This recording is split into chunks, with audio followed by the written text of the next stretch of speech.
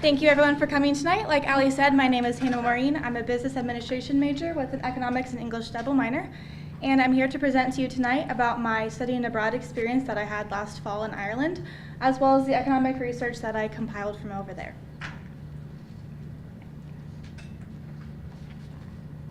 So tonight we'll be discussing the Irish Fellows Program itself and how I landed myself in Ireland last fall, the application process, journal findings that I found when I returned, economic impact of all of my research, and then conclusion, wrap-up, and questions.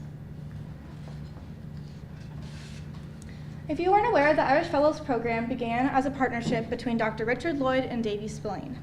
Davy Spillane is a Grammy Award-winning Irish musician, and I will talk more about him later. But the program itself combines independent student research with physical experiences abroad in Ireland. It begins with the formation of a research question supported by a faculty sponsor. Your topic does not need to be related to your major field of study, but it must pertain in some way to the country of Ireland. Some past projects that have been done before include studying different kind of school systems from Ireland and American schools.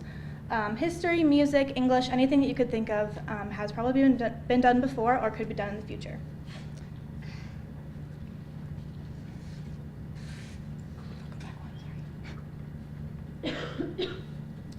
So what begins after you have been accepted into the program is you take the Modern Ireland History class presented by Dr. Rob Babcock. He teaches the class from August to September, and then you travel abroad for the month of October, and then you come back and finish your research through November and December. So I basically chose my topic because of my interest in international economics and economies outside of our own American economy. I was also very interested in the fact that the Irish rely heavily on the tourism industry to support their national economy.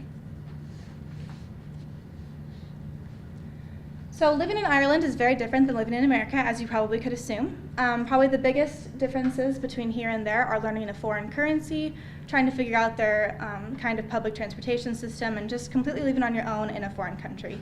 It's definitely a challenge that you need to be able to dive in with feet first, but it was very rewarding, and I loved my time over there.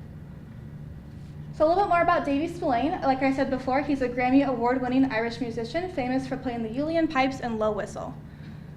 Davy creates his own instruments and is famous for being presented on many different movie soundtracks, sampling songs in his home, and he can send them all around the world from there. Some of his most famous works include Michael Collins, Titanic, and Gangs of New York. So he's been a part of a lot of different kinds of things like that.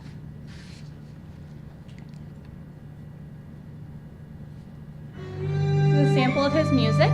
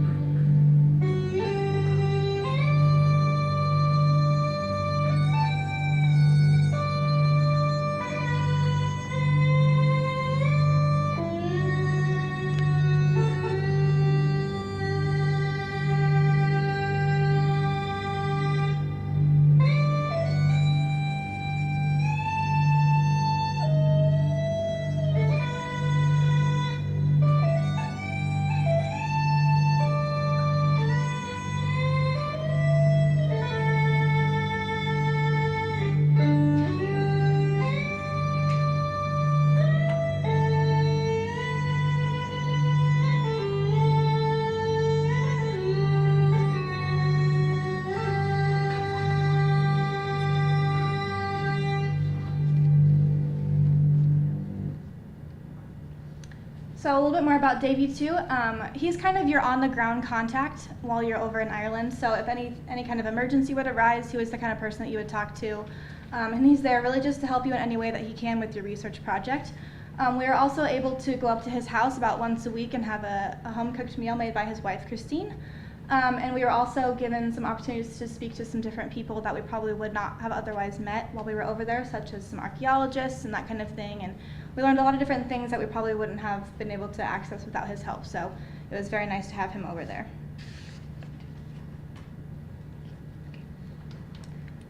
Okay, so a little bit more about living in Ireland itself. Excuse me. The students live independently in the surf town of Lahinch on the west coast of Ireland, and if I can point with this right here, right about here is where Lahinch is in County Clare there, so that's where we lived for the entire course of the month. The population of Lahinch is only 642 people, so it's very much a small coastal town. But when we were over there, we also were able to take different trips to Limerick, Ennis, Dublin, Galway, Sligo, and Moher. The entire country is about the size of Indiana, if that gives you any kind of context. It's very small. We were able to travel from over here in County Clare to Dublin in 3 hours on a train. So it's very much easily accessible and pretty small. Here's a couple more photos from our time over there. This is myself and the other fellows in our house that we lived in for the course of the month. This is Emily Barnes, Dakota Geegan, Kelly Cruz, myself, and Kirsten Gilliland. That's the 5 students who went this last fall. This is me in Galway. An interesting thing about this picture is that this screen behind my head here is actually the size of a movie theater screen, and they projected the local rugby match onto that screen and completely closed this whole street down for the match. So the sports culture over there is very prevalent. This is a mural that was on the promenade in Lahinch in the town that we lived in. And I'll talk a little bit more about later, but surfing is one of their larger industries over there, which is not something you probably would think about when you're thinking about Ireland, but it was very popular over there, and we took advantage of that definitely for sure. And then this is just off the promenade here. That last photo was over here, but my house was approximately 2 minutes from this view, so it was very nice to live that close to the ocean. Now we'll transition a little bit more into my economics research by talking about some tourist sites of economic impact. The first is the Cliffs of Moher, and as you can see from this list, all of these are in County Clare, which is basically in my backyard when I was living there. The rest are in Dublin, which again, were not very far from where I was living, but prevalent enough for me to visit them. So this is the Cliffs of Moher. This is one side of them. You might recognize these from movies such as The Princess Bride and The Cliffs of Insanity, or from the Harry Potter movies. This castle will be important for the next picture. So the last picture was actually this part of the cliffs over here, but keep in mind the size of this castle and how big I am compared to it, because the castle that I saw was actually right here. So the cliffs are huge. They are very, very large, and actually the rock that Harry and Dumbledore stood on for the 6th Harry Potter movie is right about here if the photo would have continued. So that was a pretty cool thing. So I'm a pretty big Harry Potter fan myself. The cliffs are normally the #1 tourist site in Ireland yearly as far as income is concerned, because it's actually interesting because the cliffs are a free site that you can visit, and it's not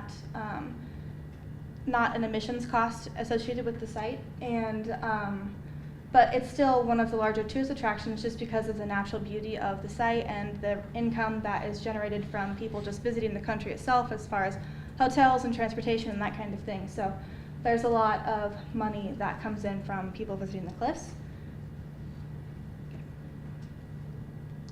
Next we'll talk about the Burren. This is a natural limestone formation that is a couple thousand years old, I believe.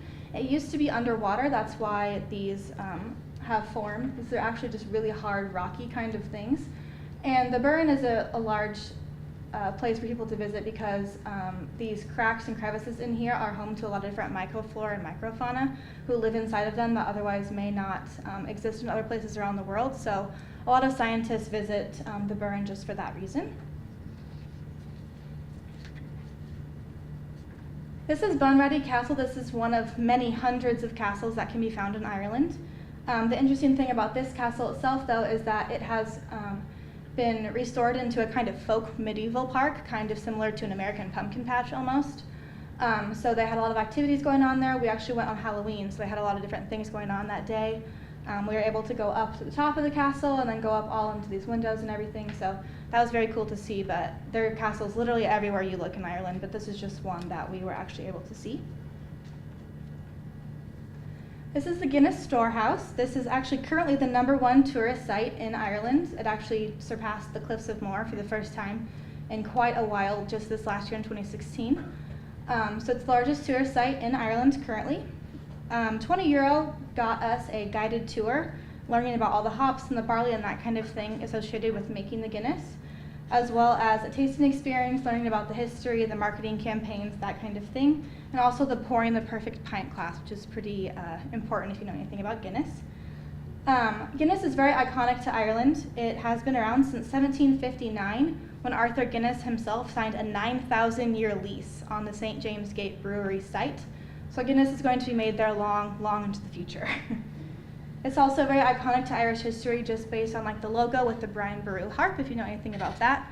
So that's also pretty interesting as well. This is Kilmainham Gaol. This is an ancient kind of jail in the heart of Dublin.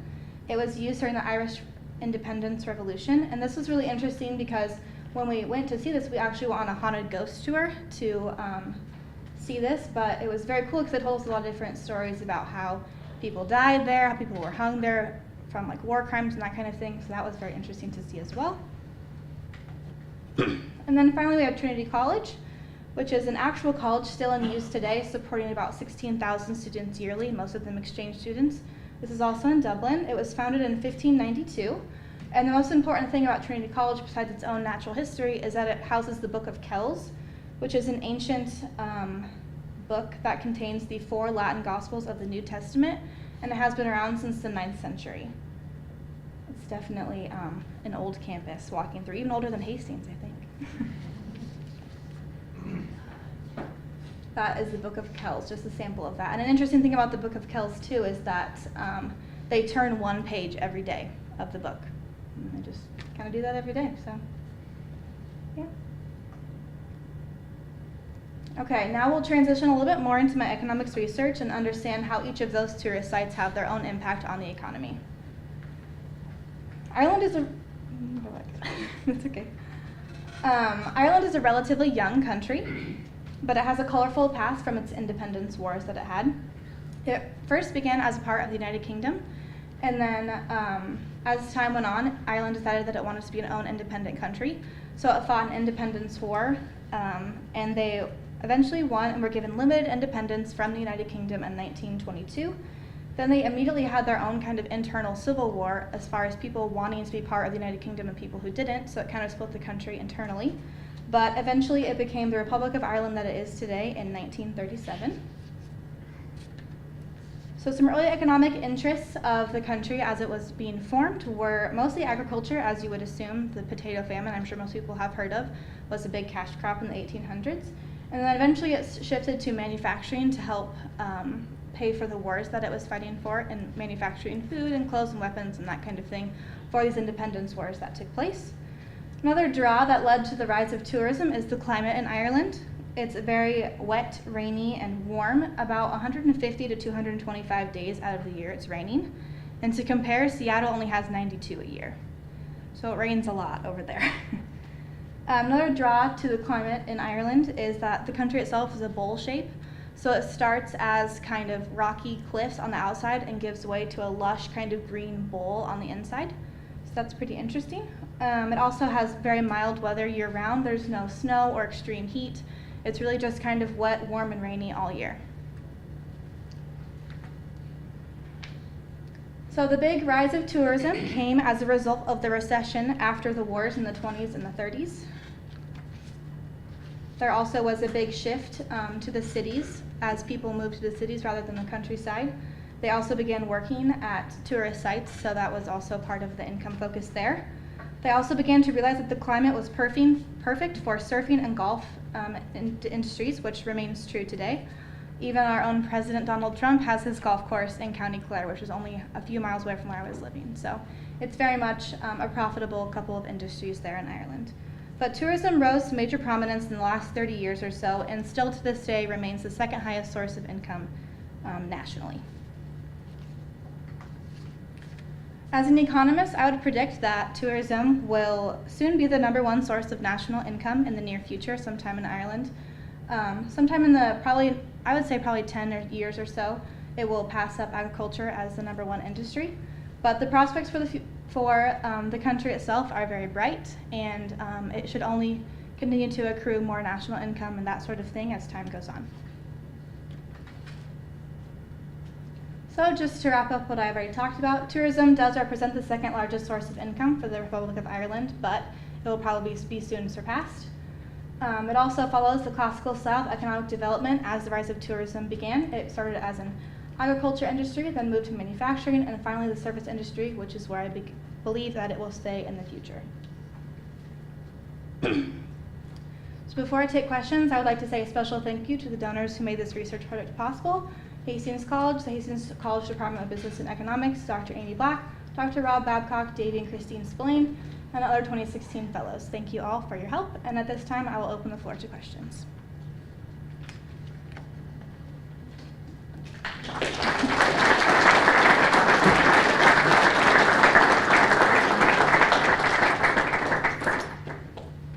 Maybe. Yes. Gaelic being spoken, were there any language barriers that you encountered? There was not any Gaelic speaking actually on the mainland. It was mostly just in the, what's the word? Dr. Babcock, help me out here. The Aran Islands. The Aran Islands, that's what it is. There's a kind of series of islands off the coast of England where that's natively spoken, but it's not really spoken a whole lot throughout the country itself. But an interesting thing is that the street signs and like public signs that have been posted are usually printed in English and Gaelic. So that's a little bit interesting.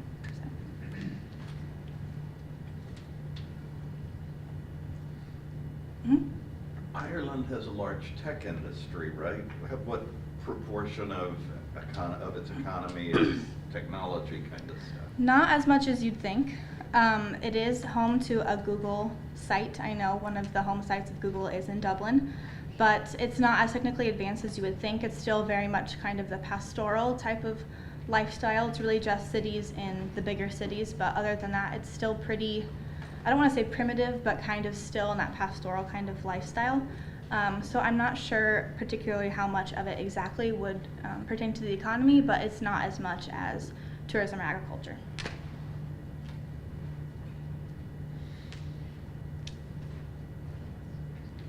Yes? Did you get an idea of where most of the tourists are from? We kind of think we empty out the United States once in a while and go to Ireland. There were quite a few Americans there. There were a lot of foreign exchange students there as well, from different colleges around the world probably, but I did see predominantly a large amount of Asian tourists coming from places in China and Japan and some places like that. So I'd say that's probably the largest percentage that I saw, other than just exchange students from different places around Europe or America. Are there any lessons you learned about tourism in Ireland that you could bring back if you were to work for some sort of tourism industry here? I would say there's definitely things that you could bring back from Ireland. I'm not 100% sure what those would be off the top of my head, but I definitely think there are some lessons we could learn from embracing our own natural beauty from our history, because they do a really good job of thinking about how the past affects the present and the future. As far as like the castles and that kind of things go, I know we don't have as much history like that here in America, but I think we would do better to capitalize upon kind of our own history and help bringing that into more of a public eye than we do right now. So I think that would be one of the ways that we could do that.